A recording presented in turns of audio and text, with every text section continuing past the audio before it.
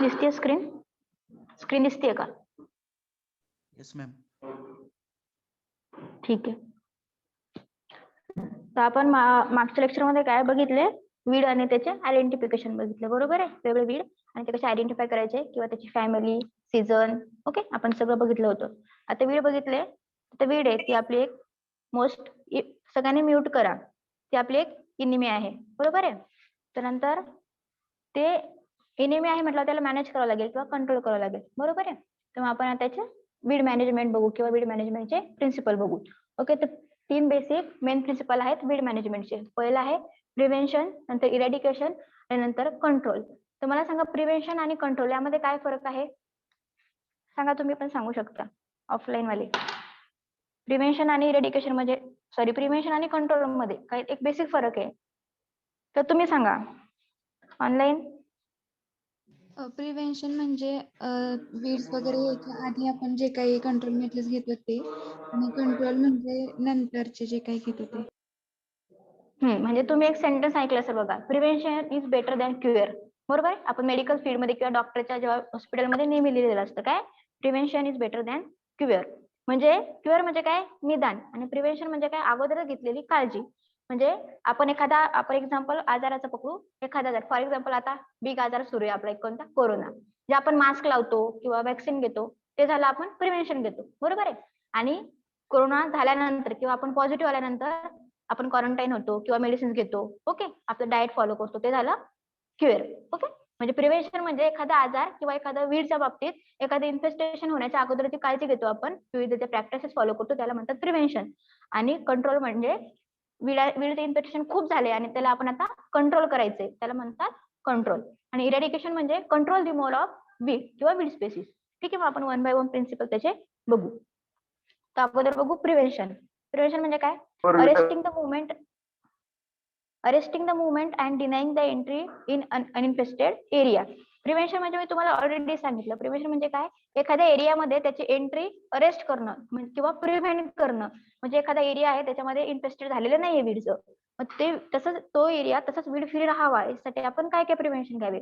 तर खाली त्याचे प्रिव्हेंटिव्ह मेजर्स दिलेले आहे. तर बघा, controlling weed at flowering stage. Flowering स्टेजलाच वीडचे जे स्पेसेस असतात त्या कंट्रोल करायचे. त्याने काय होईल, फ्लॉवरिंग स्टेजला जर आपण त्याला रिमूव्ह केलं किंवा कट केलं किंवा आपण फील्डच्या बाहेर त्याला टाकून दिलं, काय होईल, फ्लॉवरिंग होणार नाही, म्हणजे त्याचे फ्रुट्स होणार नाही, फ्रुट्स त्याचे डेव्हलप झाले नाही म्हणजे सीड डेव्हलप होणार नाही, आणि सीड झाले नाही म्हटल्यावर नवीन प्लांट उगवणार नाही किंवा नवीन त्याचं परप्युच्युएशन होणार नाही. नंतर use weed free seeds for sowing. जेव्हा आपण सोईंग करतो आपल्या क्रॉपची, तेव्हा ते एक केअर घ्यायची की ते जे आपले सीड्स आहे किंवा ग्रेन आहे ते वीड फ्री असायला पाहिजे किंवा त्याच्यामध्ये वीडचे कुठलेही सीड मिक्स नसायला पाहिजे. हे झालं प्रिव्हेन्शन.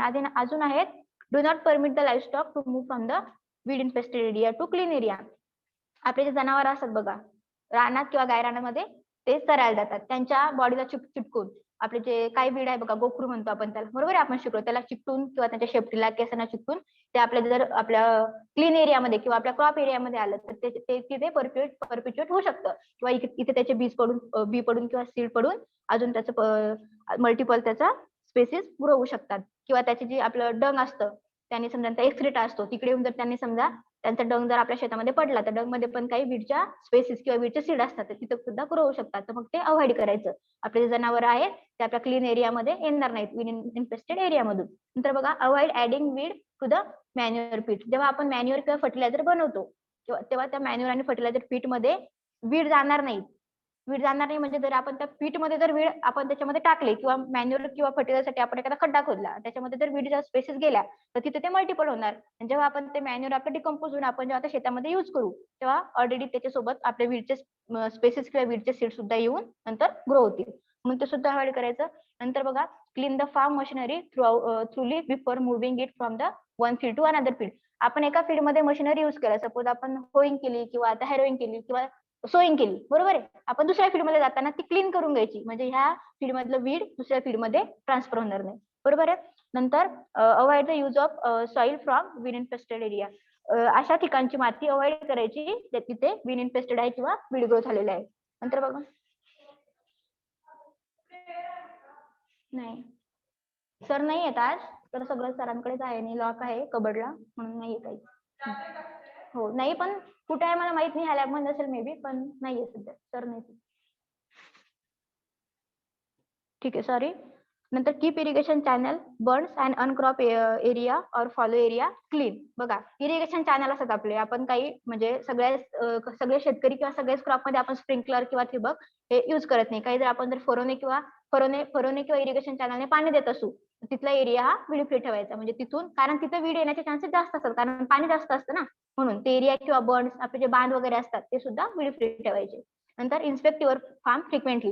आपले फार्म नेहमी इन्स्पेक्ट करायची, म्हणजे त्याच्यावर लक्ष ठेवायचं की कुठलं वीड आलंय, काय आलं तर ते लगेच इरेडिकेट करून टाकायचं. ओके, हे झाले प्रिव्हेन्शन. नंतर बघा इरेडिकेट. मी ऑलरेडी सांगितलं तुम्हाला, इरेडिकेट म्हणजे complete removal of live plant. कुठलेही लाईव्ह प्लांट असेल ते मुळासकट अप्रूट करायचे किंवा आपल्या जमिनीच्या शेताच्या बाहेर फेकून द्यायचे किंवा ते डिस्ट्रॉय करायचे. ओके, याला म्हणतात प्रिव्हेन्शन, सॉरी इरेडिकेशन. इरेडिकेशन म्हणजे फक्त एकच लक्षात ठेवा, इरेडिकेशन म्हणजे कम्प्लीट रिमूव्हल. ओके, प्रिव्हेन्शन म्हणजे अगोदर घेतलेली काळजी आणि इरेडिकेट म्हणजे कम्प्लीट रिमूव्हल. नंतर बघा weed eradicate programme should be begin Wien the weed growth is limited. आता बघा आपल्याला कम्प्लीट एखादं क्रॉप आहे किंवा एखादं वीड आहे ते कम्प्लीट रिमूव्ह करायचं. ओके, म्हणजे एक एक क्रॉप आपल्याला ते अप्रूव्ह करावं लागेल. पूर्ण शेतामध्ये पॉसिबल आहे का? नाही पॉसिबल, बरोबर आहे. म्हणून ते लिमिटेड एरियासाठी आपण इरेडिकेशन प्रोग्राम हा प्रिपेअर करतो. नंतर बघा if the weed occupy large and continuous eradication is not economical. जास्त एरिया असेल तर त्या ठिकाणी आपण इरेडिकेशन हे प्रिपेअर करू शकत नाही. It should be carried out more than 1 year. बघा हे याच्यासाठी एरिया तर जास्त आपण यूज करू शकत नाही, परत अजून त्याच्यासाठी जास्त वेळ सुद्धा लागू शकतो, एका वर्ष किंवा एका वर्षापेक्षा जास्त. तर बघा कंट्रोल. आता आपण बघितलं पहिलं प्रिन्सिपल होतं आपलं प्रिव्हेन्शन, नंतर इरेडिकेशन, आता आहे कंट्रोल. कंट्रोल म्हणजे ते कंट्रोल करायचं, त्याच्या नावातच आहे. Weed infestation are reduce but not necessary eliminated. याच्यामध्ये काय होतं, रिड्यूस होतं म्हणजे वीडचं इन्फेस्टेशन आहे ते कमी होईल, परंतु कम्प्लिटली इलिमिनेटेड होणार नाही, म्हणजे इरेडिकेशन कंट्रोल मध्ये होणार नाही. बघा त्याचे 4 आहेत मेथड. फिजिकल, त्यालाच मेकॅनिकल सुद्धा म्हणतात, नंतर कल्चरल, बायोलॉजिकल आणि केमिकल. याच्यावरच पूर्ण वीड मॅनेजमेंट चालतं, ह्या 4 मेथडवरच. तर ते आपण 1 by 1 आता बघू. पहिली बघू आपण, 1 मिनिट.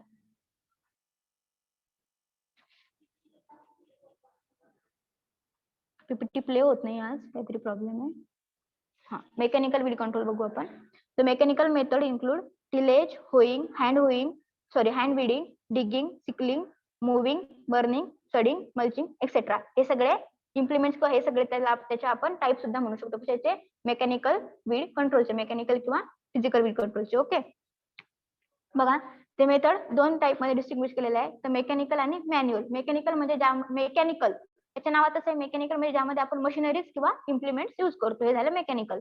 आणि दुसरं झालं मॅन्युअल, म्हणजे आपण हँड विडिंग करतो बघा, हे झालं मॅन्युअल. म्हणजे तिथे लेबर लागतात किंवा मॅन्युअली आपण जे करतो ते झालं मॅन्युअल. आणि ही सगळ्यात ओल्ड मेथड आहे ऍग्रिकल्चर मध्ये कशाची? वीड कंट्रोलची. नंतर बघा टिलेज. पहिला आपण बघू टिलेज. टिलेज ऑपरेशन इन्क्लूड, तुम्हाला टिलेज माहित असेल. Okay, mechanical manipulation of soil is called as tillage. आपण बऱ्याच दिवसापासून शिकतोय टिलेज म्हणजे काय. मॅनिप्युलेशन करणं सॉइलचं, त्याला म्हणतात टिलेज. त्याच्यामध्ये काय तर बघा फ्लोईंग, डिस्किंग, हॅरोईंग, लेवलिंग हे सगळे त्याच्यामध्ये येतात. त्यांना काय होतं, यामध्ये टिलेज जर आपण केलं तर perennial, in case of perennial both top and underground growth is injure and destroy by tillage. Perennial weed म्हणजे 2 वर्ष किंवा 2 वर्षापेक्षा जास्त ज्या वीडची लाईफ सायकल आहे, असं कुठलं वीड आहे सांगा बरं? Perennial weed example सायनाडॉन. काय म्हटलं? ओके, सायनाडॉन डॅक्टोलॉन. ओके, म्हणजे आपले हराळी. हा ठीक आहे, व्हेरी गुड. सायनाडॉन डॅक्टोलॉन हे आहे आपलं पेरेनियल वीड, बरोबर आहे. तर टिलेज मध्ये जर आपण फ्लोईंग वगैरे केलं, तर डीप फ्लोईंग वगैरे केलं, तर पेरेनियल वीड ते बोथ अंडरग्राउंड म्हणजे वरचे जे शूट त्याचे आहे ते तर डिस्ट्रॉय होईलच, परंतु अंडरग्राउंड किंवा टॉप वरचे म्हणजे पूर्ण इरेडिकेटच होऊन जाईल. ओके, आपण त्याला असं म्हणतो टॉप आणि अंडरग्राउंड जर म्हटल्यावर सगळं आलं ना, सगळंच इरेडिकेट झालं क्रॉप, तर हे टिलेजने होतं. तर बघा हे एक डिस्किंग आहे, इमेज आहे टिलेजची, त्यामध्ये डिस्क हॅरो वगैरे दिसतं तुम्हाला. नंतर बघा होईंग. होईंग म्हणजे काय तुम्हाला माहिती आहे, आपण त्याला कोळप म्हणतो. Hoe has been the most appropriate and widely use weeding tool for century. हे सुद्धा खूप इम्पॉर्टंट आणि अप्रोप्रिएट म्हणजे काय म्हणू शकतो आपल्याला, एक परफेक्ट इम्प्लिमेंट आहे वीड कंट्रोल करण्यासाठी. बघा it is however still a very useful implement to obtain result effectively and cheaply. हे खूप म्हणजे युजफुल आणि इफेक्टिव्हली काय आहे, कारण खूप चिपली आहे, जास्त इकॉनॉमिकल किंवा जास्त खर्च त्यासाठी लागत नाही. तर बघा hoeing is particularly more effective on annual and bi. कोण आहे त्याने माईक प्लीज त्यांचं म्यूट करा. डिस्टर्ब होते. ऑनलाईन म्यूट करा तुमचे माईक सगळ्यांनी.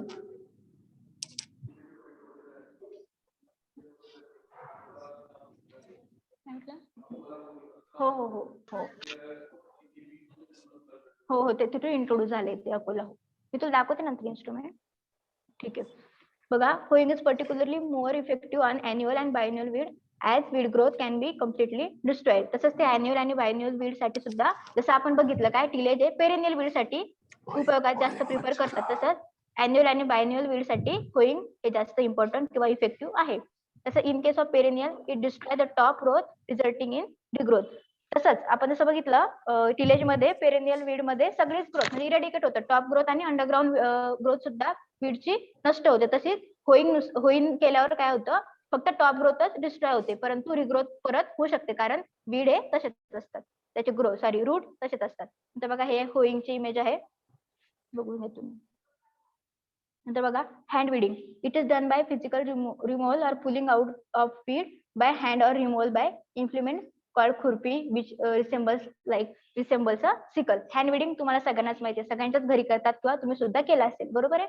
आता आपण इथं प्लॉट्स केलेत ना, त्या प्लॉटवर आपण वाटलं सर आले किंवा त्या मुलांचं प्रॅक्टिकल असेल आपण फील्डवर जाऊ, त्यांच्या आता विडिंग वगैरे येईल तेव्हा सगळे इम्प्लिमेंट्स पण दाखवून देऊ आणि ऍक्च्युअल प्रॅक्टिकल सुद्धा आपण घेऊ. आता हे जे 2 मुलं आहेत ऑफलाईनला त्यांना लाईव्ह प्रॅक्टिकल घेऊ आपण. ठीक आहे. तर बघा हँड विडिंग मध्ये काय होतं, खुरपी किंवा सिकलच्या सहाय्याने आपण हँड विडिंग करतो किंवा आपलं वीड हे पुल आउट करतो. Okay. It is probably the oldest method controlling weed. आता ओकेच आहे कारण ही सगळ्यात जुनी मेथड आहे आणि वर्षानुवर्ष चालत आलेले आहे. आपण हँड विडिंग किंवा सिकलनी किंवा खुरपीने विडिंग करतो, ही खूप जुनी मेथड आहे. बघा it is very effective against annual and biennial control. जे अॅन्युअल आणि बायन्युअल वीड आहे याच्यासाठी ही खूप इफेक्टिव्ह आहे. पेरेनियल वीड साठी जास्त हँड विडिंग प्रिफर करत नाही किंवा जास्त इफेक्टिव्ह नाहीये. नंतर बघा हँड विडिंगची ही इमेज आहे की हाताने ते जे वीड आहे ते अप्रूट करतात किंवा जर जास्त डीप रुटेड असतील तर त्यासाठी सिकल किंवा खुरपी सुद्धा यूज करतात. नंतर हे काय मेकॅनिकल इम्प्लिमेंट आहे बघा, हँड कल्टिवेटर, पुश हो, नंतर प्लास्टिक मल्च आणि विडिंग फोर्क. नंतर बघा सिकलिंग आणि मुव्हिंग. सिकलिंग म्हणजे सिकलने वीड रिमूव्ह करणं, त्याला म्हणतात सिकलिंग, ते आपण बघितलं आता. आणि मुव्हिंग म्हणजे काय, जे ग्राउंडच्या जवळची वीड असतात, म्हणजे मुव्हिंग मध्ये पूर्ण रूट काढला जात नाही प्लांटचे, फक्त अबोव द ग्राउंड लेवल. हा, फक्त above the ground level weeds remove केले जातात, याला म्हणतात मुव्हिंग. आणि मुव्हिंग जनरली गार्डन मध्ये किंवा रोड साईडच्या एरियामध्ये केल्या जातात, कारण की रोड साईडच्या एरियामध्ये कसं, तुम्ही बघा एखादी बिल्डिंग जरी बांधायची असली किंवा रोडच्या साईडचा एरिया असला तर मोठं जर झाड असलं तर ते म्हणजे अप्रूट करत नाहीत किंवा काढत नाहीत, कारण ते मुळे हे खूप खोलवर गेलेले असतात आणि मूळ जर खोलवर गेले तर त्या बिल्डिंगला नंतर धोका असू शकतो. म्हणून हे मुव्हिंग जनरली ह्या मेथडसाठी युज करतात. आणि परत जे स्लोपी एरिया असतात, स्लोपी एरियामध्ये काय होतं, आपलं जे पाणी असतं ते म्हणजे सॉइलचं इरोजन होऊ शकतं कशाने, पाण्याने. तर मग अशा जी माती आहे ती फक्त झाडाची मुळं आहेत ते होल्ड करून ठेवू शकतात, म्हणून अशाच ठिकाणचे जे वीड आहेत ते अप्रूट करत नाहीत. म्हणून स्लोपी एरिया किंवा स्लोप रिजन मध्ये जनरली सिकलिंग आपलं अप्रूट न करता म्हणजे सिकलिंग न करता मुव्हिंग करतात. ओके. नंतर बघा मेकॅनिकल मेथड मध्ये ही एक डिगिंग आहे, मुव्हिंग आपण बघितली. तर डिगिंग म्हणजे काय नाही, डिग आउट करणं म्हणजे सरळ आपलं खोदणं आणि आपलं रूट आहे ते पुल आउट करणं. तर बघा बर्निंग म्हणजे सगळ्यांनाच माहिती आहे, सगळ्यांना शेतात करतात. जनरली आपल्याकडे गव्हाच्या शेतामध्ये ही प्रॅक्टिस फॉलो केली जाते. आपलं गव्हाचं हार्वेस्टिंग झाली, थ्रेशिंग झाली की गव्हाचं आपलं जे पाचट आहे, गव्हाचं स्ट्रॉ वगैरे होतो तो आपण जाळून टाकतो. तर ते काय करतं, it use dispose of vegetation. Okay, काही जे व्हेजिटेशन आहे ते पण त्याने डिस्पोज होतात. नंतर destroy dry tops of weed that have mature. काही ड्राय जे क्रॉप्स असतात किंवा टॉपला जे असतात ते मॅच्युअर किंवा ते मॅच्युअर झालेले असतात किंवा इमॅच्युअर झालेले असतात सगळे, कारण जेव्हा आपण जाऊन टाकतो काही उरणार आहे का तिथं, आयदर ते व्हेजिटेशन असो किंवा ड्राय स्पेस असो, सगळ्याच त्या जळून जातील. नंतर kill green weed growth in situation where the कल्टिवेशनच्या ठिकाणी जे वीड ग्रोथ असेल किंवा जी ग्रीन वीड ग्रोथ असेल किंवा ड्राय वीड ग्रोथ असेल, कुठले व्हेजिटेशन असते सगळं पूर्ण जळून जाईल, त्याला म्हणतात बर्निंग. नंतर बघा सॉइल सोलरायझेशन हे जनरली नर्सरी बेड असतात किंवा नर्सरी जिथं तयार करतात किंवा जनरली हॉर्टिकल्चर क्रॉप मध्ये तुम्ही शिकले असतात की हॉर्टिकल्चर मध्ये सॉइल सोलरायझेशन जेव्हा नर्सरी प्रिपेअर करतात तेव्हा करतात. सॉइल सोलरायझेशन म्हणजे काहीच नाही, सिम्पली मी तुम्हाला सांगते. आपलं जे आहे, आपण क्रॉप सिलेक्ट केली बरोबर, तिथे फक्त एक थिन पॉलिथिन स्प्रेड करायची जिथे आपल्याला क्रॉप ग्रो करायचे त्या ठिकाणी, आणि त्याने काय होतं 10 ते 12 सॉरी 10 ते 12 डिग्री सेल्सिअस पर्यंत टेम्परेचर हे इन्क्रीज होतं. जेवढं सॉईलचं टेम्परेचर असतं आपलं त्यापेक्षा जास्त 10 ते 12 डिग्री सेल्सिअस टेम्परेचर वाढतं. त्याने काय होतं, पूर्ण जी वीड ग्रोथ असेल किंवा वीडचे काही सीड असतील ते डिस्ट्रॉय होतील किंवा किल होतील. मग बघा covering the soil with transparent very thin plastic sheet of, त्याची साईज दिलेली आहे 20 ते 25 mm. 20 ते 25 mm ची प्लास्टिक शीट फक्त त्याच्यावर ट्रान्सपरंट शीट ही फक्त स्प्रेड करायची आणि त्याने काय होतं, टेम्परेचर इन्क्रीज होईल. टेम्परेचर इन्क्रीज झालं की 5 सेंटीमीटर पर्यंतचे जे वीड ग्रोथ आहे ते किल होऊन जाते. त्याला सॉइल सोलरायझेशन. नंतर मल्चिंग तुम्हाला माहिती आहे. मल्चिंग म्हणजे काय, कव्हरिंग ऑफ मटेरियल, आयदर ते मटेरियल एक तर क्रॉप रेसिड्यूज असतील किंवा आणखी काय असतं, पॉलिथिन असतात. ओके, मल्चिंग एक तर क्रॉप रेसिड्यूज सुद्धा करतात, म्हणजे आपल्या रेसिड्यूचे उरतात, किंवा फॉडरचं सुद्धा करतात, किंवा आपल्या पॉलिथिन पेपरचं किंवा पॉलिथिन शीटचं सुद्धा करतात. मग बघा, mulching has smothering effect on weed control by excluding light from the photosynthesis. बघा तुम्हाला इमेज बघितल्यावर कळेल. हे बघा, आता इथं मल्चिंग केलेली आहे. एका ठिकाणी पहिल्या इमेज मध्ये केली बघा कशाची, स्ट्रॉची. ओके, आणि दुसऱ्या इमेज मध्ये केली पॉलिथिन शीटची किंवा पॉलिथिन पेपरची. आता ज्या ठिकाणी आपलं क्रॉप ग्रोथ झालेलं आहे तेवढा एरिया सोडून बाकीच्या क्रॉपला सनलाईट पोहोचते का, तुम्ही मला सांगा. तिथपर्यंत सनलाईट पोहोचते का, नाही पोहोचत. जर सनलाईटच जाणार नाही तर क्रॉपची ग्रोथ होईल का. मग आयदर ते क्रॉप वीड असो किंवा आपल्याला दुसरं कुठलंही क्रॉप असो, मग जर तिथं सनलाईट किंवा फोटोसिंथेसिस झालंच नाही तर वीडची ग्रोथ होणारच नाही. म्हणून हे सुद्धा मल्चिंग सुद्धा वीड कंट्रोल करण्यासाठी उपयोगाचे आहे. तर मग जसे पेरिनियर वीड आहे आपले सायनाडॉन, डॅक्टोलॉन वगैरे, ह्या अशा क्रॉपसाठी, त्या क्रॉपच्या अगेन्स्ट आपण मल्चिंग जनरली करतो. नंतर बघा काय, हा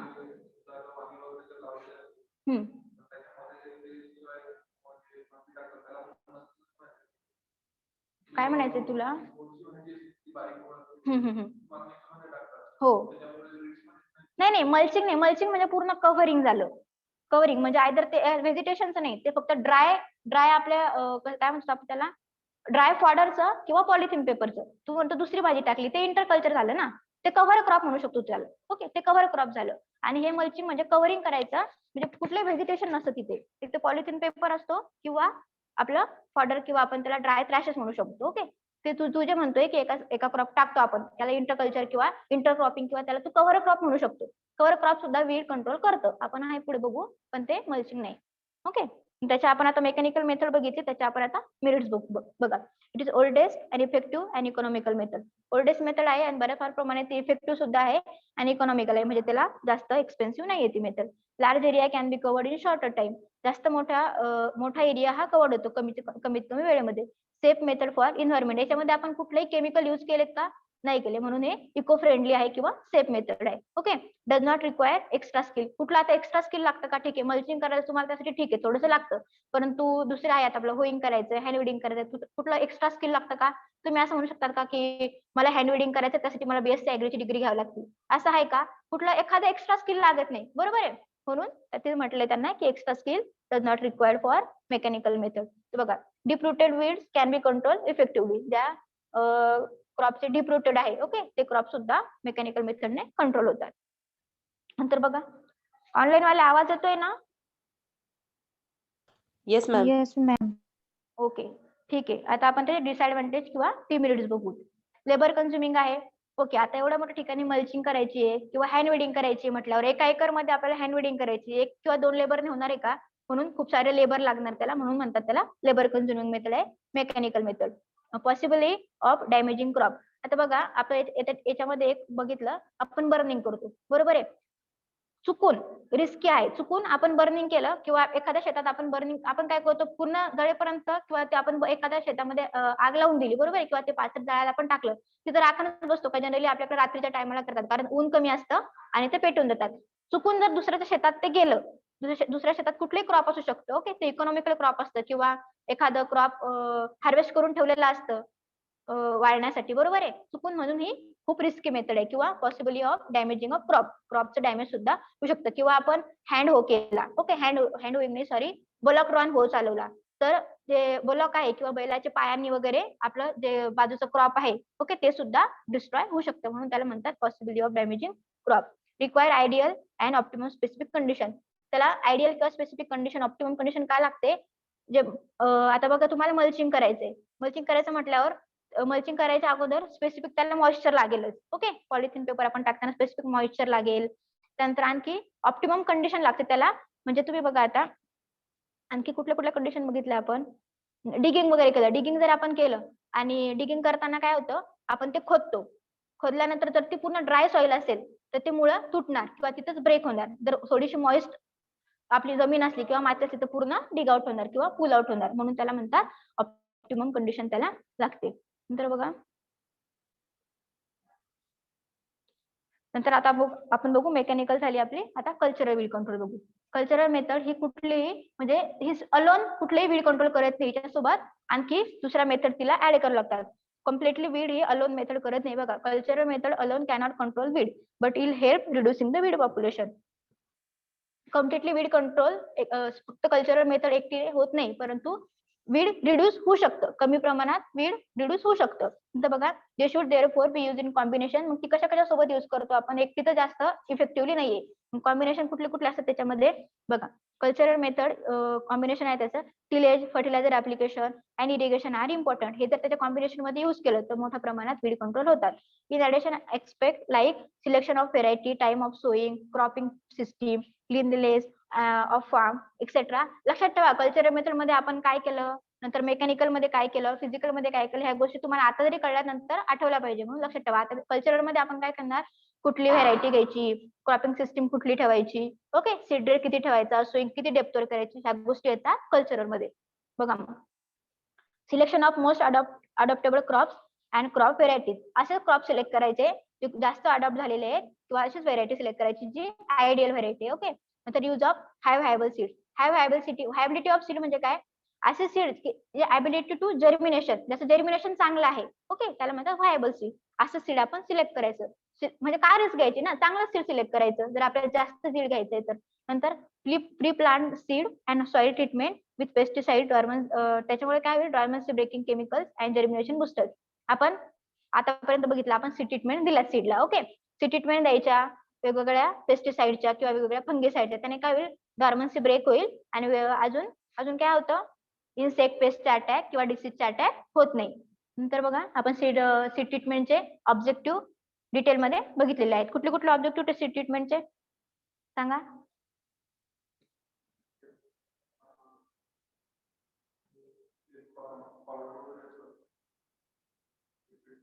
ऑब्जेक्टिव्ह म्हणजे सीड ट्रीटमेंटचे ऍडव्हान्टेज सांगा काय, तर तुम्ही पण सांगा, ऑनलाईन वाले.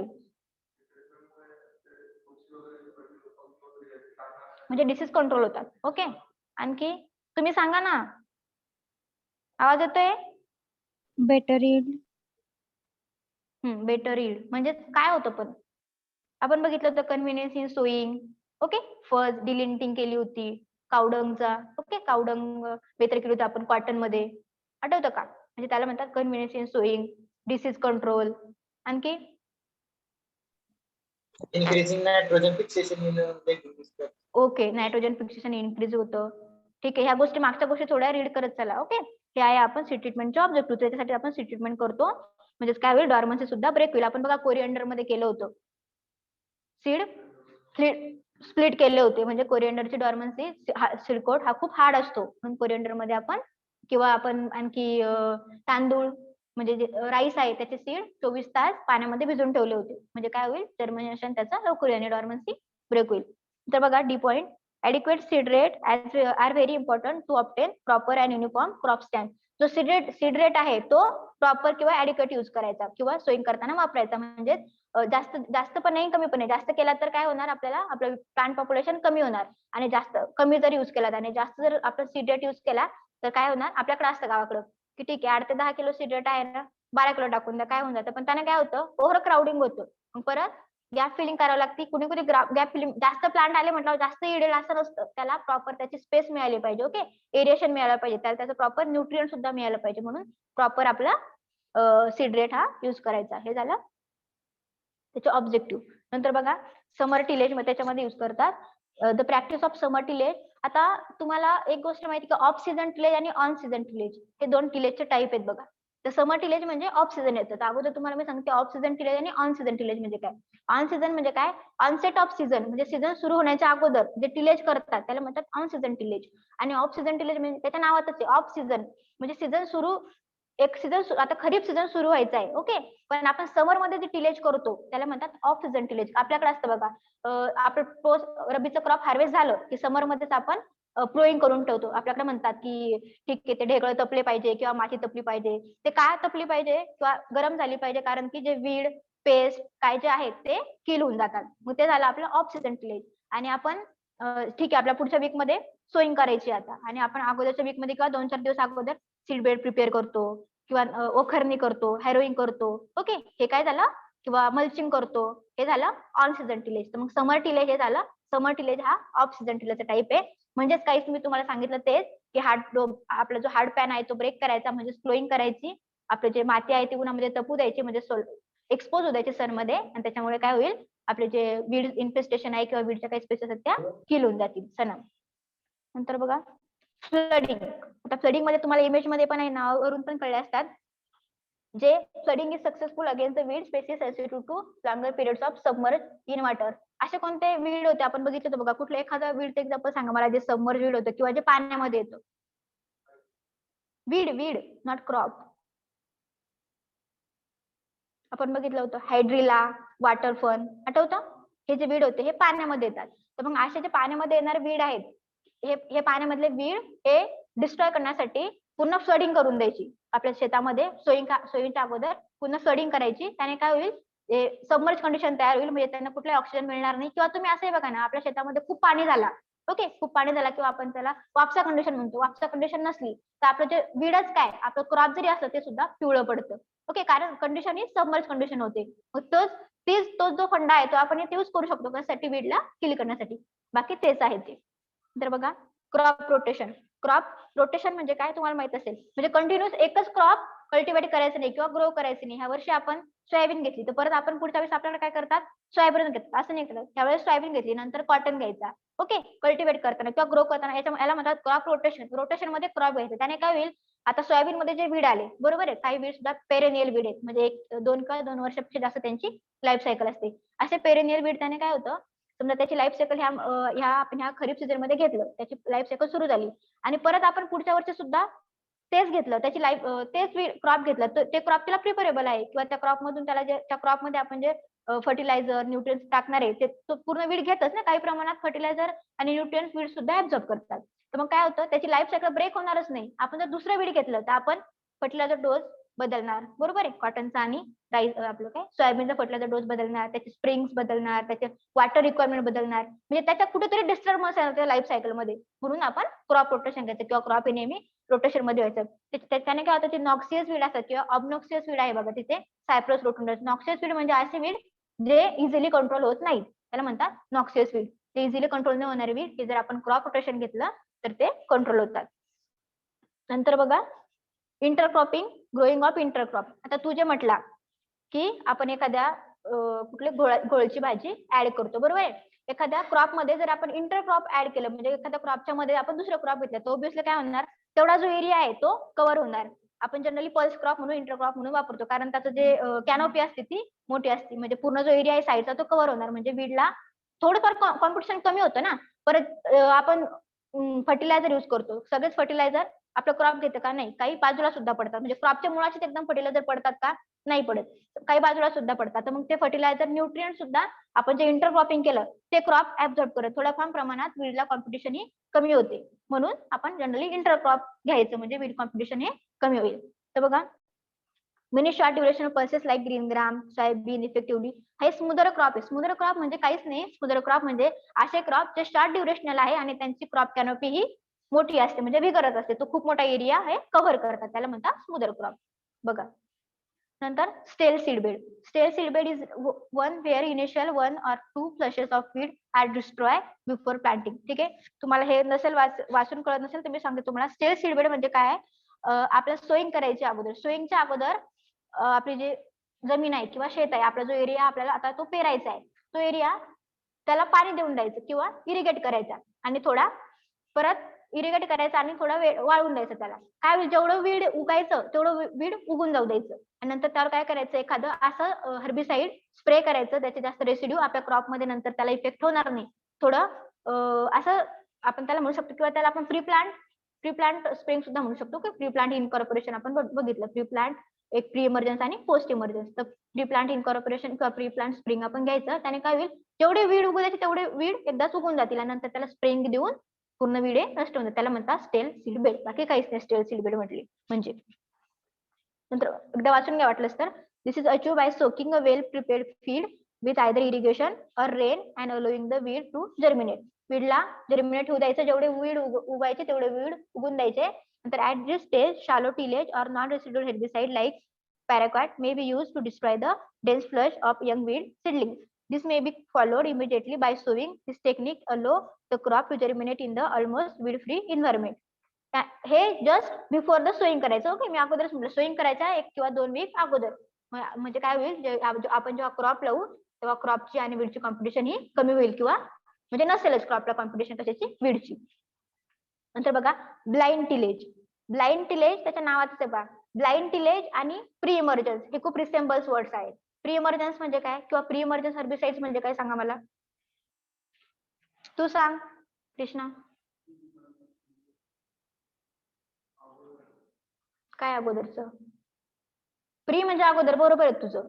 Okay, pre emergence herbicide. तुम्ही सांगा कोणीतरी ऑनलाईन. इमर्जन व्हायच्या आधी घेतलेलं ऍप्लिकेशन. Pre emergence herbicide.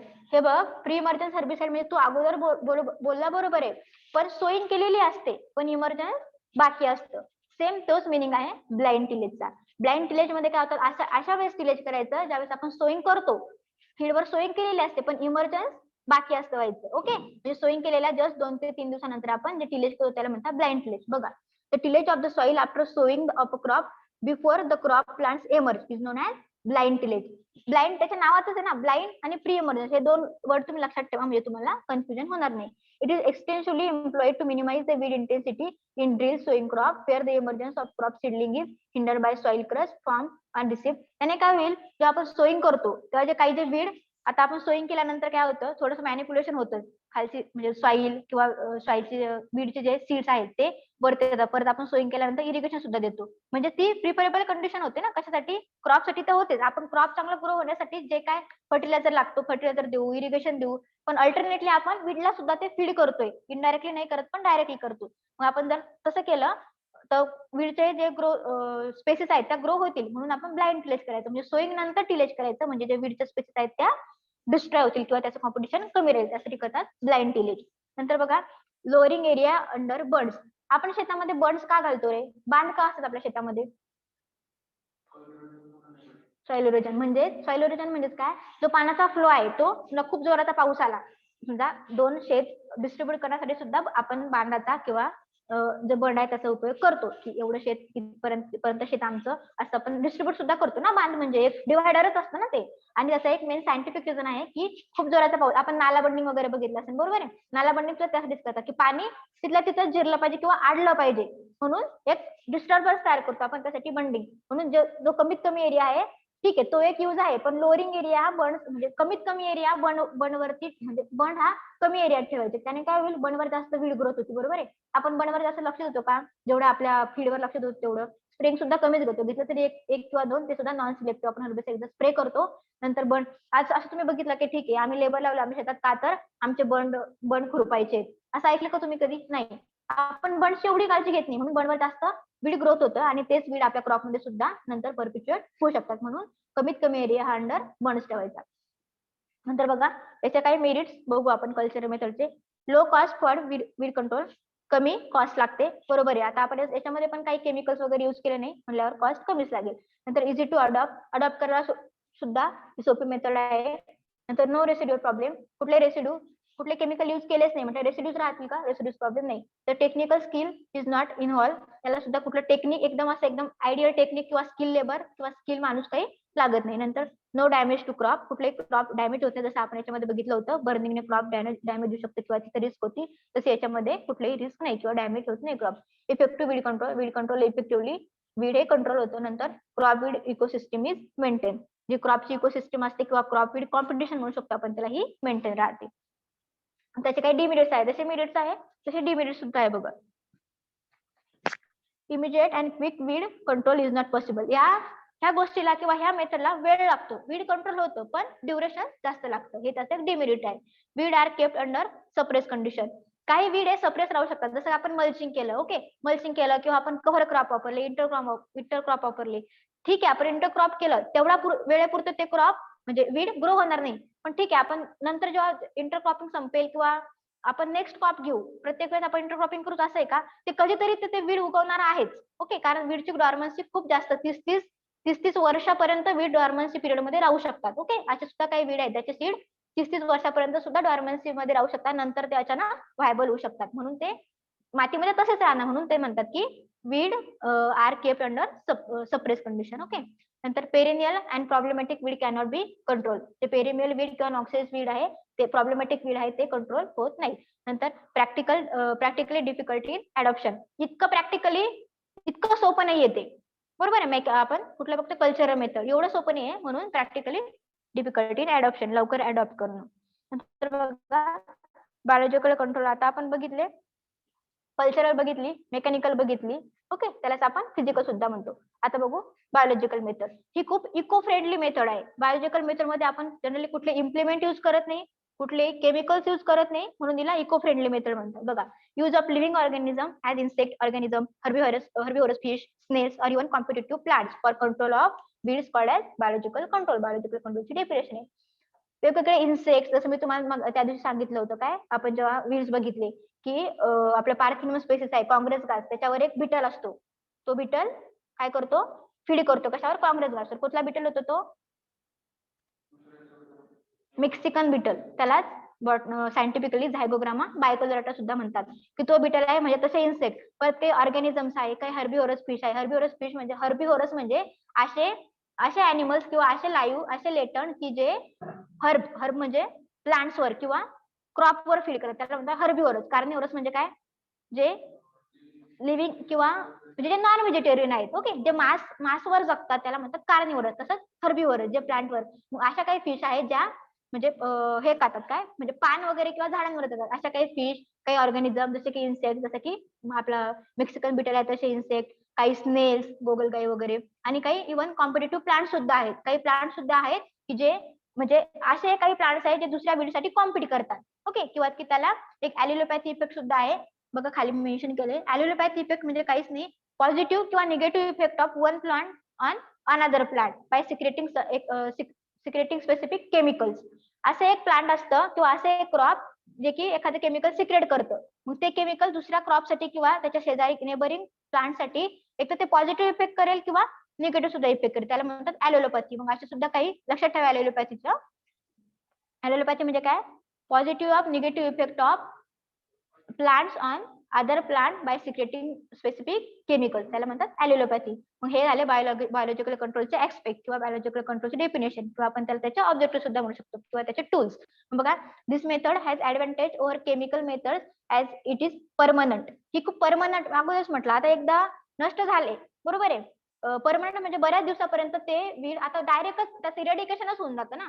एखादा क्रॉप किंवा एखादं इन्सेक्ट आहे त्यानं ते पूर्णच खाऊन घेतलं किंवा त्याच्यावर फीड केलं तर ते क्रॉप परत येणार का, नाही. म्हणून ती परमनंट आणि चीप आहे. त्यात खर्च लागतोय का, काही नाही लागत आहे, खर्च लागत. पुन्हा सेफ आहे. सेफ आहे म्हणजे तिथले कुठलेही त्याच्यामध्ये आपण केमिकल्स युज करत नाही, म्हणजे आपली कुठलीही माती आहे ती इनफर्टाईल किंवा पोल्युटंट होणार नाही, म्हणून ती सेफ म्हणतात. आणि इको फ्रेंडली आहे, अगोदर सांगितलं ही इको फ्रेंडली आहे, म्हणजे इन्व्हायरमेंटला कसलीही इजा पोहोचत नाही. आणि बघा, पण स्लो प्रोसेस आहे. आता एखादे इन्सेक्ट किंवा एखादा बिटल एखाद्या क्रॉपवर फीड करतो, बिटल किती छोटा असतो किंवा इन्सेक्ट किती छोटा असतो, तो हळूहळू फीड करणार, परमनंटली फीड करणार, परमनंटली नष्ट होणार, पण हळूहळू होणार, म्हणून ती स्लो प्रोसेस आहे. बघा, ठीक, जे कॉम्पिटिटिव्ह प्लांट्स आहेत ते बघा, कॅसिया सिरॅसिया इज यूज फॉर इलिमिटिंग पार्थेनियम हिस्टोपोडस. जो काँग्रेस घास आहे त्याला जे कॉम्पिटिटिव्ह प्लांट करतात ते आहे कॅसिया सिरॅसिया. आणि दुसरा एक आहे बिटल, तुम्ही सांगितलं तुम्हाला, मेक्सिकन बिटल किंवा त्याला झायगोग्रामा बायकोलरेटा सुद्धा म्हणतात, विसरू नका. आता मेक्सिकन बिटल हे खूप इम्पॉर्टंट एक्झाम्पल आहे, पार्थेनियम स्पेसिसवर फीड करतो तो बिटल. नंतर बघा, यूज ऑफ राजगिरा म्हणजेच amaranthus quintus for control of nutgrass. जो नटग्रास आहे त्याच्यासाठी कॉम्पिटेटिव्ह क्रॉप आहे राजगिरा. ओके. नंतर बघा use of smother crop like smother crop म्हणजे काय सांगितलं मी तुम्हाला की जे क्रॉप काय स्मूदर क्रॉप म्हणजे सांगा.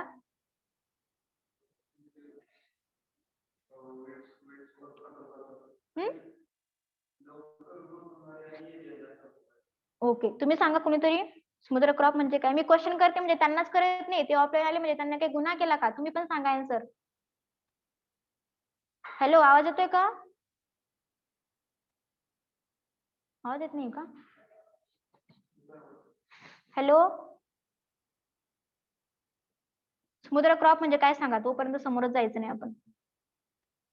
अरे रिस्पॉन्ड तर करा. आवाज येतोय की नाही येतोय.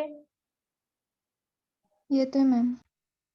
मग सांगा ना स्मूदर क्रॉप म्हणजे काय का परत सांगू.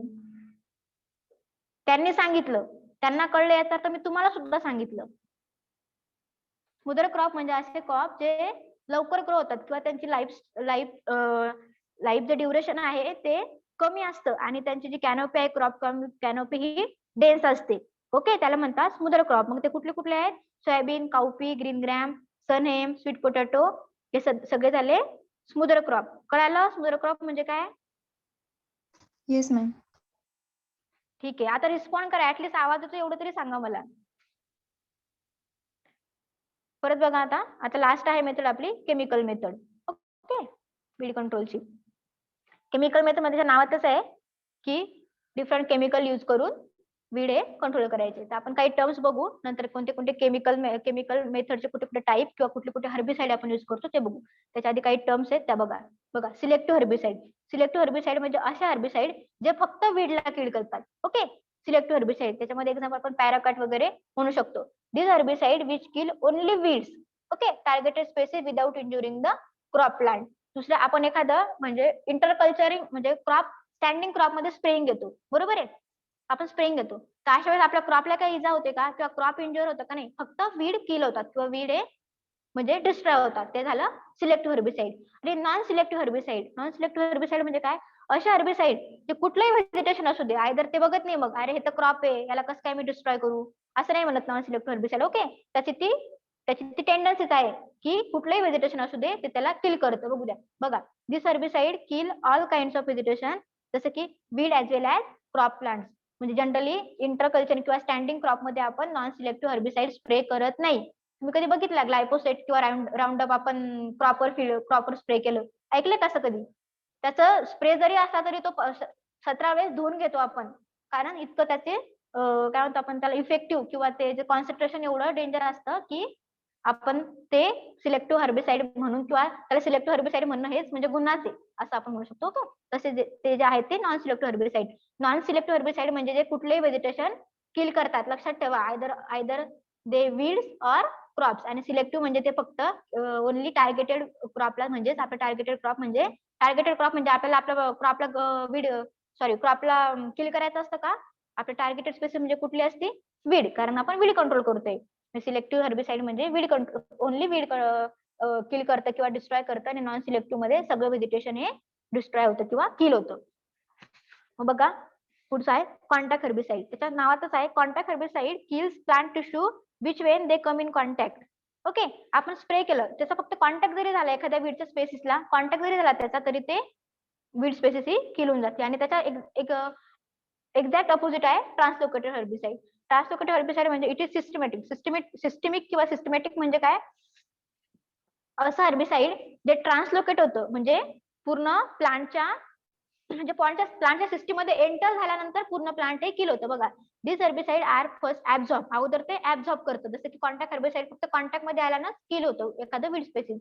आता हे हर्बिसाइड बघा this herbicide R first absorb होतं आणि नंतर पूर्ण शूट पासून पूर्ण स्टेम पासून पूर्ण रूट मध्ये ट्रान्सलोकेट होतं आणि नंतर पूर्ण प्लांट आहे ते किल होतं किंवा डिस्ट्रॉय होतं. झालं ट्रान्सलोकेटेड. त्याच्या अपोजिट झालं कॉन्टॅक्ट मध्ये आलं की किल होतं. नंतर आपण बघितलं नॉन सिलेक्टिव्ह मध्ये पूर्ण व्हेजिटेशन किल होतं किंवा डिस्ट्रॉय होतं आणि पहिलं आपलं सिलेक्टिव्ह मध्ये फक्त टार्गेटेड वीड स्पेसिस किल होतात. नंतर बघा आहे soil sterilant. They are herbicide apply into the soil. They make the soil sterile. Soil sterile केली म्हणजे तिच्या एखादं लाईव्ह किंवा एखादं प्लांट परत ग्रो करायची ऍबिलिटीच ठेवली नाही सॉइलची. ओके, त्याला म्हणतात सॉइल स्टराईल करणं किंवा सॉइल स्टरिलंट. मग असे जेव्हा आपण सॉइल जनरली हे युज करत नाहीत, पण त्याचा एक टाईप आहे ते सॉइल. जेव्हा आपण सॉइल स्टरिलंट युज करतो जवळपास 6 महिने ते 2 वर्षापर्यंत त्याच्यावर कुठलंच व्हेजिटेशन ग्रो होत नाही. इतका कोणी आपण लॉस वीड्सवर यूज करू शकतो, पण फक्त वीडचं सॉइल स्टरिलंट मध्ये म्हणजे मातीचा अशी ऍबिलिटी होऊन जाते की वीड्स तर परत येणार नाही, प्लस कुठलंच व्हेजिटेशन येणार नाही. वीड्स तर नाहीच येणार. परत आपण तू कुठला क्रॉप ग्रो करशील ते क्रॉप पण नाही येणार. सॉइलच स्टराईल होऊन जाईल, म्हणजे तिची फर्टिलिटीच नष्ट होऊन जाते. किती दिवसापर्यंत? जवळपास 6 महिने डिपेंड करतं किती आपण कॉन्सन्ट्रेशनचा स्प्रे केलं, पण 6 महिने ते 2 वर्षापर्यंत सॉइल ही इनफर्टाईल किंवा स्टराईल होऊन जाते. आपण एवढी रिस्क घेऊ शकतो का? म्हणून आपल्याकडे जनरली सॉइल स्टरिलंट युज करत नाही, पण त्याचा टाईप आहे. तर बघा सॉइल फ्युमिगंट. सॉइल फ्युमिगंट हे सॉइल स्टरिलंट सारखेच आहेत, म्हणजे तसे अप्लाय तसंच करतात, परंतु याचा जो पिरियड आहे, इफेक्टिव्ह पिरियड तो कमी आहे. बघा soil fumigants are most often used to kill all plant growth before planting of more desirable species. The treated area may be replanted within a month. Same effect होतो, परंतु duration कमी, म्हणजे एका महिन्यात नंतर परत आपण रिप्लांट त्याला किंवा तो नंतर तो एरिया व्हेजिटेशन साठी युज करू शकतो. जसं स्टरिलंट मध्ये काय होतं, 6 महिने ते 2 वर्षापर्यंत कुठलंही आपण व्हेजिटेशन ग्रो करू शकत नाही, पण सॉइल फ्युमिगंट 1 महिना सफिशियंट आहे, म्हणजे विड ग्रोथ नाही येणार परत त्याच्यावर. पण एका महिन्यानंतर विड ग्रोथ पण येणार नाही असं नाही, कमी प्रमाणात येईल पण येईल. ओके, नंतर बघा aquatic application. A number of chemicals are used for control of submerged aquatic. aquatic जे ऍप्लिकेशन आहे ते सबमर्ज aquatic weed साठी सुद्धा aquatic weed साठीच आपण युज करतो. त्यामध्ये काय होतं, बाय डिझॉल्विंग किंवा इमल्सिफाईंग देम इन वॉटर, अशा हर्बिसाइड जे वॉटर मध्ये इमल्सिफाईंग होतात आणि aquatic weed साठी ते इफेक्टिव्ह आहेत. मग बघा जसं आपण ते कुठे कुठे युज करू शकतो, कॅनल्स, डिचेस, पॉन्ड्स, लेक, आणि कुठले कुठे हर्बिसाइडचे एक्झाम्पल आहे ते copper sulphate, sodium arsenate. Okay, किंवा जनरली आपण राईस फीड मध्ये सुद्धा aquatic ऍप्लिकेशन करू शकतो हर्बिसाइडचं. नंतर बघा आता काय टाइम ऑफ हर्बिसाइड ऍप्लिकेशन, हे तुम्हाला नव्याने सांगायची गरज नाहीये. Pre plant incorporation, pre emergence herbicide आणि पोस्ट इमर्जन्स हर्बिसाइड आपल्या लेक्चर मध्ये खूप वेळ झालंय. ओके, माहिती तुम्हाला प्री प्लांट, प्री इमर्जन्स आणि पोस्ट इमर्जन्स आता थोड्या वेळा अगोदर सुद्धा आपण झालं. त्याचे फक्त एक्झाम्पल बघून घ्या, बाकी टर्म्स तुम्हाला माहिती आहेत. माहिती आहे ना सगळ्यांना? Yes ma'am. माहिती आहे का? Yes ma'am. ठीक आहे. मग बघा प्री प्लांट हर्बिसाइड किंवा प्री प्लांट इनकॉर्पोरेशन किंवा त्याला पीपीआय सुद्धा असतं कुठे कुठे लिहिलं, म्हणजे कन्फ्युज व्हायचं नाही. पीपीआय म्हणजे प्री प्लांट इनकॉर्पोरेशन. त्याचे एक्झाम्पल बघा ऍट्राजिन आणि मेट्रिब्युझिन. नंतर प्री इमर्जन्स 2,4-D आणि पॅराक्वाट, पोस्ट इमर्जन्स 2,4-D, पॅराक्वाट आणि डायक्वाट. म्हणजे असं नाही करा तुम्ही, असं नाही म्हणू मॅडम ते प्री इमर्जन्स पण पोस्ट इमर्जन्स पण असं कसं काय, युज करू शकतो आपण दोन्ही पण ठिकाणी एक हर्बिसाइड युज करू शकतो. आयदर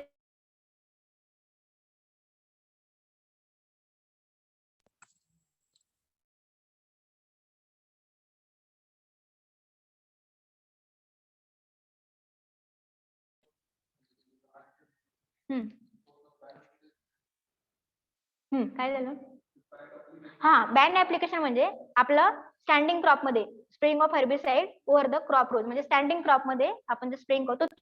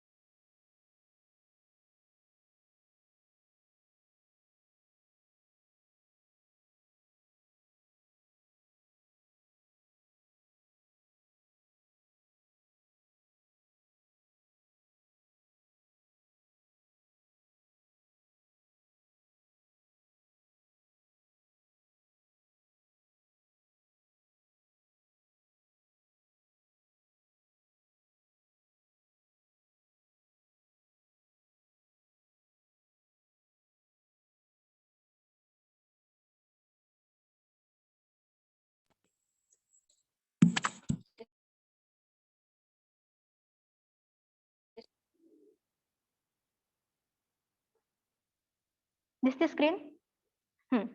तर बघा बँड ऍप्लिकेशन म्हणजे आपल्या स्टँडिंग क्रॉप मध्ये हर्बिसाइड स्प्रे करणं. त्याला जसं आपण हे बघितलं प्री प्लांट, पोस्ट इमर्जन्स किंवा प्री इमर्जन्स, तसं पोस्ट इमर्जन्सला सुद्धा आपण बँड ऍप्लिकेशन म्हणू शकतो. ओके, पण बँड ऍप्लिकेशन हे वेगळी होता एक टाईप म्हणून तिथे घेतला मी. नंतर बघा आता आपण बघितले होते केमिकल मेथड. तर आपण केमिकली हर्बिसाइड आणि त्याचे कुठले कुठले म्हणजे क्लासिफिकेशन आहे ते बघू. तर सिलेक्टिव्ह हर्बिसाइड बघा 2 टाईप मध्ये क्लासिफाय केलेलं असतं. एक फॉलेज ऍप्लिकेशन आणि सॉइल ऍप्लिकेशन. म्हणजे फॉलेज ऍप्लिकेशन म्हणजे आपल्या व्हेजिटेशनवर आपण स्प्रे करतो आणि सॉइल ऍप्लिकेशन म्हणजे सॉइल वर स्प्रे करतो. तर बघा याचं तुम्हाला डिटेल क्लासिफिकेशन मॅन्युअल मध्ये आहे. मॅन्युअल तुम्हाला फॉरवर्ड केलेलं आहे ना सरांनी? मॅन्युअल नाही का तुमच्याकडे? आहे ना? आहे. तर मॅन्युअल मध्ये आहे डिटेल. तर बघा फॉलिएज मध्ये परत 2 टाईप पडतात, कॉन्टॅक्ट हर्बिसाइड आणि ट्रान्सलोकेटेड हर्बिसाइड. कॉन्टॅक्ट हर्बिसाइड म्हणजे काय आपण आताच बघितलं की जे कॉन्टॅक्ट मध्ये आल्यावर सुद्धा किल होतात किंवा कॉन्टॅक्ट एखाद्या हर्बिसाइडचा एखाद्या वीड स्पेसिस कॉन्टॅक्ट मध्ये जरी आली किंवा त्याच्यावर सुद्धा आपण स्प्रे केलं तर ते वीड इन्फेस्टेशन किल होतं. आणि ट्रान्सलोकेट होतं म्हणजे काय होतं की ते पूर्ण रूट पर्यंत किंवा एखाद्या व्हेजिटेशन मध्ये पूर्ण ट्रान्सलोकेट होतं किंवा पूर्ण प्लांटच्या म्हणजे फिजिओलॉजी मध्ये नंतर ट्रान्सलोकेट होऊन नंतर ते प्लांट किल होतं. जसं की कॉन्टॅक्ट मध्ये फक्त कॉन्टॅक्ट मध्ये आलं, ट्रान्सलोकेट होण्याची गरज नाही. तसं झालं कॉन्टॅक्ट आणि ट्रान्सलोकेटेड. त्याचे एक्झाम्पल बघा पोटॅशियम क्लोरेट, सायनेट, डीएनबीबी, नायट्रोफेन. नंतर ट्रान्सलोकेटेडचे 2,4-D, 2,4-5-T, MCPA आणि प्रोपेनझिन. तुमच्या मॅन्युअल मध्ये खूप सारे एक्झाम्पल्स आहेत. ओके, आणि डिटेल कुठल्या क्रॉपच्या कॉम्पिटेटिव्हला कुठलं वीड यूज करतात ते पण डिटेल मध्ये दिलेले मॅन्युअल मध्ये, तेवढं तुम्ही रेफर करून घ्या. सॉइल ऍप्लिकेशनचे बघा MCPA, TCA, ऍट्रेजिन आणि बुटाक्लोर. जसं आता आपण सिलेक्टिव्ह हर्बिसाइड आणि नॉन सिलेक्टिव्ह हर्बिसाइड कळलं तुम्हाला? सिलेक्टिव्ह हर्बिसाइड म्हणजे काय?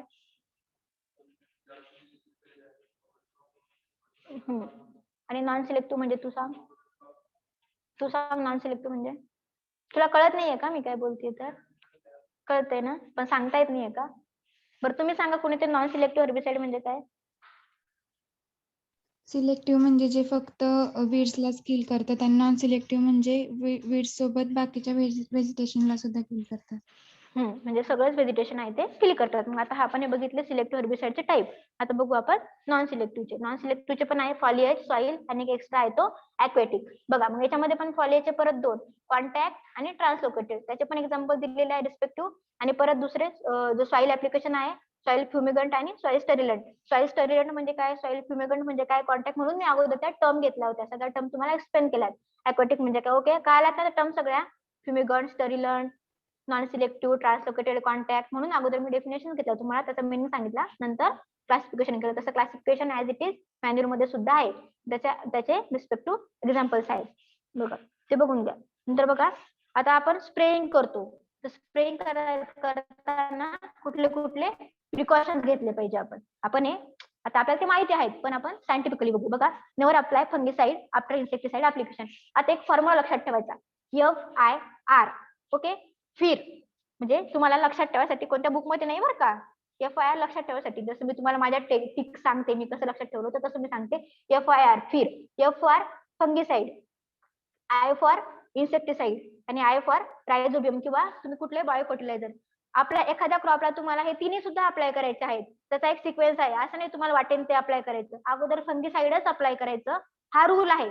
अगोदर फंगिसाइडच अप्लाय करायचं, नंतर इन्सेक्टिसाइड अप्लाय करायचं आणि मग जर सिरियल असेल तर त्याला अझाथ्रोबॅक्टर आणि जर पल्सेस असेल तर त्याला रायझोबियम. फक्त लक्षात ठेवण्यासाठी FIR रायझोबियम लक्षात ठेवा, कारण FIR किंवा FIB पेक्षा FIR फिर ते सोपं वाटलं होतं मला लक्षात ठेवताना, म्हणून जर तुम्हाला वाटत असेल तर असं लक्षात ठेवा. नाही तर तुम्ही तुमचं कसं लक्षात राहतं तसं लक्षात राहू द्या की फंगिसाइड देन इन्सेक्टिसाइड आणि नंतर कुठलंही बायो फर्टिलायझर. ओके, लक्षात राहील. म्हणून त्यांनी दिले never apply fungicide after the insecticide application. म्हणजे अगोदर फंगिसाइडच अप्लाय झालं पाहिजे. तर तुम्हाला एखाद्या सीडला तिने सुद्धा अप्लाय करायचं होऊ शकतं ना, आपल्याला इन्सेक्ट सुद्धा कंट्रोल करायचे असतात आणि फंगल डिसीज सुद्धा कंट्रोल करायचे असतात. आणि काही नायट्रोजन फिक्सेशनसाठी आपल्याला बायो फर्टिलायझर सुद्धा अप्लाय करायचं असतं. तर आपल्याला वाटेल त्या सिक्वेन्सनं त्याला अप्लाय करायचं नाही. अगोदर लक्षात आलं? FIR लक्षात आलं का सगळ्यांच्या? त्या दिवशी सरांनी पण सांगितलं होतं, मला प्रॅक्टिकल घेतलं होतं त्या दिवशी बागल सरांनी. ओके, फंगिसाइड, इन्सेक्टिसाइड आणि नंतर कुठलंही बायो फर्टिलायझर. नंतर बघा स्प्रे, नंतर दुसरं प्रिकॉशन आहे स्प्रे वेन द वाइंड किंवा wind velocity is low and take into account the direction of the wind while spraying when the susceptible crop are nearby. जर wind velocity लक्षात घ्यायची, जर खूप एका दिवशी खूप वारा आहे त्या दिवशी आपण स्प्रेइंग घेत नाही, कारण जो आपला टार्गेटेड एरिया तिथं आपलं स्प्रिंग होईल का? आपलं स्प्रिंग करताना आपण एकदम जवळून स्प्रिंग करतो का थोडं वरतीच असताना थोडा गॅप असतो, तर स्प्रिंग हे बाजूला उडू शकतं किंवा शेजारच्या फील्डवर असं क्रॉप असू शकतं की जे क्रॉप ह्या फर्टिलायझरला किंवा ह्या हर्बिसाइडला ससेप्टेबल आहे, म्हणजे त्याला इंजुरी होऊ शकते. म्हणून असं लक्षात घ्यायचं की आपल्या शेजारी कुठला क्रॉप आहे आणि आपली विंड वेलोसिटी ही कमीच असली पाहिजे. ओके, स्प्रिंग घेताना तेव्हा. नंतर नेक्स्ट प्रिकॉशन आहे keep the livestock away from sprayed crops किंवा एरिया. आपण जेव्हा स्प्रेइंग घेतली त्यावेळी आपले जे लाईव्हस्टॉक किंवा आपले जे जनावर आहेत ते त्या क्रॉप एरिया पासून दूर ठेवायचे, म्हणजे त्यांनी ते खाल्लं नाही पाहिजे, कारण त्यांना ते पॉइझनस होऊ शकतं. किंवा आपण स्टोअर जरी करून ठेवतो अशा ठिकाणी, आपण शेतात जनरली काय असतं, गोठ्यातच आपण स्प्रे केलं, आपलं हर्बिसाइड उरलं, असं चालतं, गावाकडे चालतं, आपलं हर्बिसाइड थोडं उरलं, पुढच्या वेळेस आपलं स्प्रे आपण काय करतो, ठीक आहे शेतात काय असतं, गोठ्यात असतो ना, गोठ्यामध्ये ते ठेवून देतो. पण तसं ठेवायचं नाही, एखाद वेळेस जनावर ते खाऊ शकतात, त्यांना कळतं का की हे खाऊ नये, हे पॉइझनस आहे, म्हणून त्यांना त्याच्यापासून इंजुरी होऊ शकते. म्हणून बघा, do not use the equipment for insecticide or same equipment for insecticide and fungicide. Insecticide आणि फंगिसाइडचे सेम इक्विपमेंट युज करायचे नाही, धुवून घ्यायचे नंतर ते युज करायचे. नंतर बघा, undertake spraying Wien sufficient soil moisture is available. Spraying करताना सॉइल मॉइश्चर हे सफिशियंटच असलं पाहिजे, त्याशिवाय इफेक्टिव्ह म्हणजे इफेक्ट होत नाही हर्बिसाइडचा. ओके, नंतर बघा, use recommended nozzle for spraying. वेगवेगळे नोझल आहे, खूप मोठे जास्त मोठ्या आकाराचे नोझल युज करायचे नाही, म्हणजे जे रिकमेंड केलेले आहेत तेच नोझल आपल्या स्प्रिंग साठी युज करायचे. नंतर बघा, avoid intake smoking during spraying. Spraying करत असताना काही खाणं किंवा स्मोक करणं हे अवॉइड करायचं, कारण आपल्या रेस्पिरेटरी सिस्टीम मध्ये ते जाऊन आपल्यासाठी सुद्धा ते इंजुरस होऊ शकतं. हे खूप कॉमन पॉईंट आहेत, पण प्रिकॉशन्स आहेत, लक्षात ठेवा. तुम्हाला 2 किंवा 3 मार्क्सला हे लिहायला सुद्धा येऊ शकतात. तर बघा, ऑब्झर्व लेबल क्लेम, म्हणजे आता हे तर कॉमनच आहे, विकत घेतल्यापासून हा पॉईंट ऍक्च्युली अगोदर असायला पाहिजे होता. विकत घेतानाच बघायचं त्याचं लेबल एक्सपायर झालं आहे का, नाहीतर काहीच उपयोग नाही आपण देऊन. ओके, हे झाले त्याचे प्रिकॉशन्स. ठीक आहे, आता हे झालं आपलं वीड टोटल झालं. आपण वीडचं आयडेंटिफिकेशन बघितलं, नंतर वीडचं कंट्रोल सुद्धा बघितलं. आता नेक्स्ट लेक्चर मध्ये आपण जे शुक्रवारी आपलं लेक्चर आहे त्यावेळेस नेक्स्ट प्रॅक्टिकल किंवा थेरीमध्ये नेक्स्ट पॉईंट आपण ऑइल सीड स्टार्ट करणार आहोत आणि इकडे नेक्स्ट प्रॅक्टिकल सुरू करणार.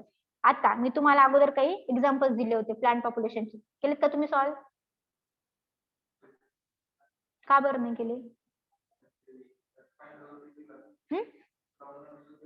ते केलं, मग त्या दिवशी का नाही म्हटलं केलं होतं म्हणून? मी जेव्हा एकीनेच केलं होतं, एकाच मुली, ते पण तिने मला नंतर मेसेज केला. बाकी तुम्ही त्या दिवशी तुम्ही नव्हते का मग लेक्चरला?